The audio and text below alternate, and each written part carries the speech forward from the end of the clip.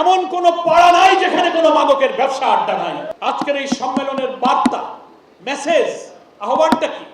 আহ্বান হচ্ছে এই সমাজে অনেক ব্যাধি, অনেক ক্যান্সার, মরণ ব্যাধি এই সমাজে বাসা বেঁধেছে কিনা বলেন?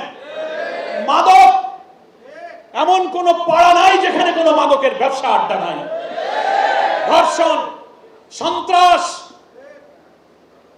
চাঁদাবাজি, এখন তো আলহামদুলিল্লাহ কি বলা যাবে, যারা ক্ষমতায় এসেছেন তারা তৃণমূলে জেলা, উপজেলা, ইউনিয়ন, ওয়ার্ড, তাদের গ্রামে গঞ্জে চাঁদাবাজি, মস্তানি, লুটপাট, মাদকের সিন্ডিকেটের তারাই নেতৃত্ব দিচ্ছে। এই সিন্ডিকেট ভাঙতে হবে। আপনারা কি ভাঙতে পারবেন? তারুণ্যের অদম্য শক্তি নিয়ে পাড়ায় পাড়ায় মাদকের আড্ডা। আমি দেখে খুশি হই, মিডিয়াতে দেখলাম খুলনার কোন কোন এলাকায় মাদকের বিরুদ্ধে তরুণরাই এখন পাল্টা প্রতিরোধ গড়ে তুলতেছে। কালার এক্সপার্ট ডার্ক স্যাপ এবং মাইল্ড অন হ্যান্ডস টেকনোলজি সমৃদ্ধ অরিক্স অ্যাডভান্স ডিটারজেন্ট পাউডার আপনার লন্ড্রি এক্সপার্ট। তারা মিছিল করতেছে, পুলিশকে সাহায্য করতেছে, র্যালি করতেছে, মাদক ব্যবসায়ীদেরকে থানায় নিয়ে তাদেরকে ধরায় দিচ্ছে। কি আপনারা পারবেন না? নারী ধর্ষণ চলছে, শিশু ধর্ষণ চলছে, লুটপাট, চাঁদাবাজি চলছে।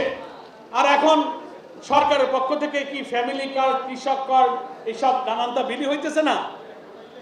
তো উনাদের দৃষ্টিতে তো বিরোধী দল বলতে কিছু নাই, উনাদের নজরে বিরোধী দল নাই, আমাদের লাগবে না।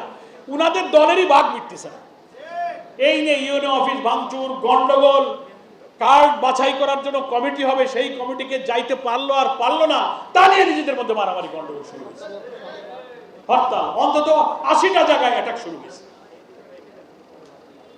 এইসব অপসংস্কৃতি, রাজনীতির নামে চাঁদাবাজি, সন্ত্রাস আজকে আমার সমাজ দেহে ক্যান্সারের মতো